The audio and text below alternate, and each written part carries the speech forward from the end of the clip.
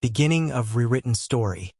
She stepped onto the plane quietly, dressed in a clean, sharply pressed military uniform, holding a first-class boarding pass in her right hand and her orders folded neatly in her left. Her name was Sergeant Liana Hart. No fuss. No need for announcements. Just a woman returning home after serving her country.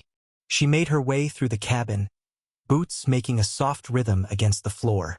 Her seat was 2A, a window spot her father had specially booked as a welcome home gift.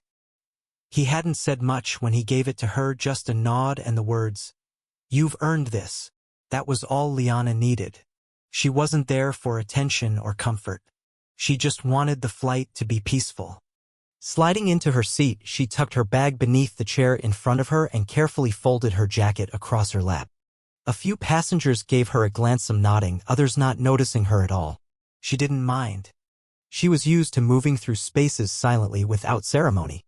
Closing her eyes, she took a breath, letting the weight of the deployment she'd just completed fall from her shoulders. But peace, as it often does, proved short-lived. A few minutes later, a flight attendant approached.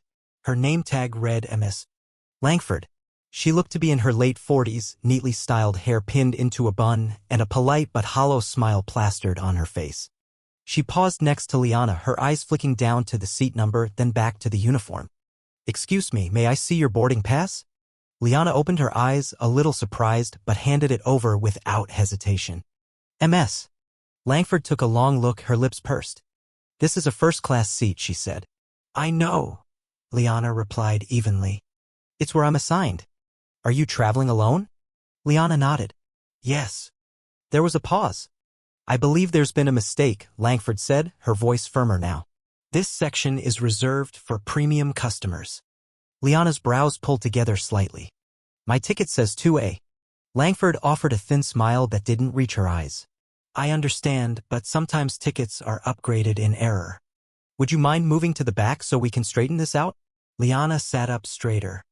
"It was a gift from my father. He bought the ticket." "I'm sure he meant well," Langford responded, gently placing a hand on Liana's arm. "But we need to start our pre-flight checks." The touch was light, but firm enough to make Liana freeze.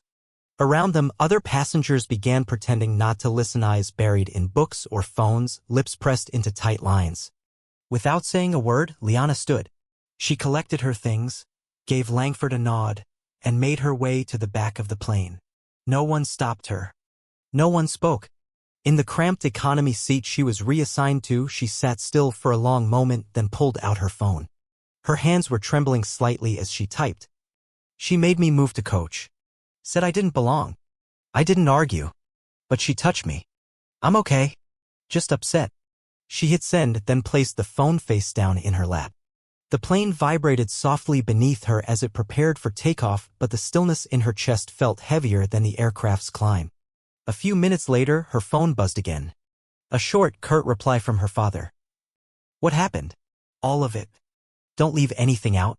Liana replied quickly. "She asked for my ticket. I showed it. She said first class was for premium customers. Said I must have gotten it by mistake. Then touched my arm and told me to move." There was a pause. Then another message. "What's your flight number?"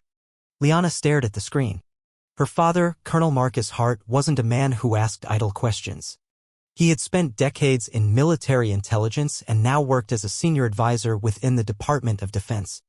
If he was asking for the flight number, things were already in motion.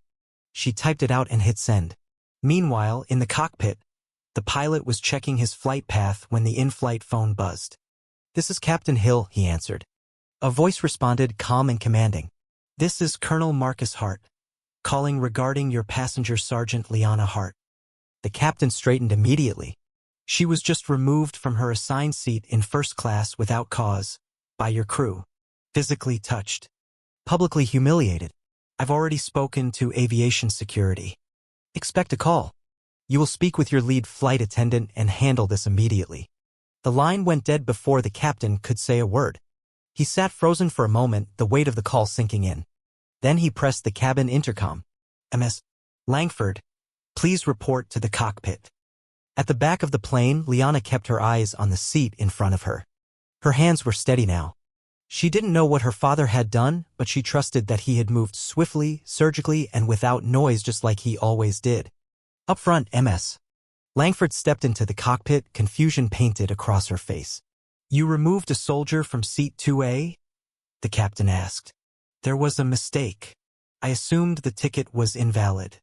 "She wasn't on my list." "Did you verify her ticket?" I glanced at it. She was in uniform. People sometimes dress that way too. "She is Sergeant Liana Hart. Her father is Colonel Marcus Hart. You've escalated this flight into a federal matter." Langford's color drained. "You're going to apologize," the captain said coldly, "in front of the cabin, and escort her back. If not, this plane will land early under federal directive." "Understood." Langford nodded, throat tight, and turned to leave. When she reached the back of the plane, Liana was still seated. The passengers around her were no longer pretending not to listen. "Sergeant Hart," Langford said, crouching awkwardly, her voice trembling, "there was a mistake. I'd like to return you to your original seat." Liana didn't move. "You told me I didn't belong," she said, voice even. "You touched me." "Say what you did." Langford glanced at the others nearby. Some were watching, others pretending not to, but they were all listening. "I removed you based on an assumption," she admitted. "And I apologize." "Say it louder." Langford stood, turned to the nearby rows, and repeated it clearly. "I wrongly removed Sergeant Liana Hart from her assigned seat. I judged her unfairly. I was wrong." Liana stood, gathered her things again, and walked back to 2A. This time, no one looked away. As she sat back down, Ms. Langford hovered beside her. "If there's anything I can offer." "There isn't," Liana replied, opening her book. Langford walked away, pale and silent. The rest of the flight passed in a hush. Passengers whispered.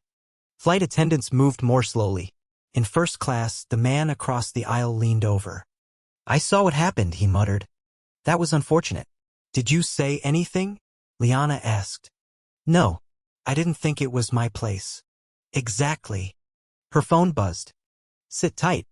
They'll meet you at the gate." By the time the plane landed, the atmosphere was heavy. The seatbelt light clicked off. Passengers stayed seated. Then a uniformed agent boarded and walked down the aisle. "Ms. Langford," he said. "You'll need to come with us." Langford's face drained. You can explain later." She stood, walked the aisle like someone headed to judgment, and passed Liana's seat. Liana looked up calm, composed. Langford looked away. As the door closed behind her, a strange breath passed through the cabin. A release. A reckoning. Liana remained in her seat. A voice from the front of the cabin spoke quietly. "Sergeant Hart? We're ready to escort you." She stepped off the plane into a corridor where 2 security officers and an airline executive waited. "Sergeant Hart," the executive said, "I'm David Reeves, Director of Passenger Experience. Your father has requested full transparency. We'd like to escort you to the executive lounge." Liana didn't shake his hand. She nodded. In the lounge, her father was already waiting, documents spread across a table. He stood when she entered and gave her a solid embrace. "You all right?" "I am now." He handed her a folder with documents, boarding passes, transcripts. "They're trying to spin this as a mistake." "It wasn't." "No," he said, "it wasn't." They sat. He outlined a plan, not revenge, but reform. Not a vendetta, but policy. They'll offer a voucher. An apology. Maybe fire her quietly. But I want more. I want training. Audits. Real change. He pushed a notepad across the table. "You write it. Not for the news. For the policy." Liana took the pen. And she began. Her voice would not be quiet anymore. By nightfall, the draft was complete. It outlined required digital verification for ticket disputes, mandatory ethics training, third-party reviews. Her father nodded with pride. "They'll listen," he said. "They'll have to," she replied. And in the weeks that followed, they did. Her story became the blueprint. Not just for one airline, but for all of them. And the next time someone in uniform sat in 2A, no one questioned if they belonged. They just welcomed them home.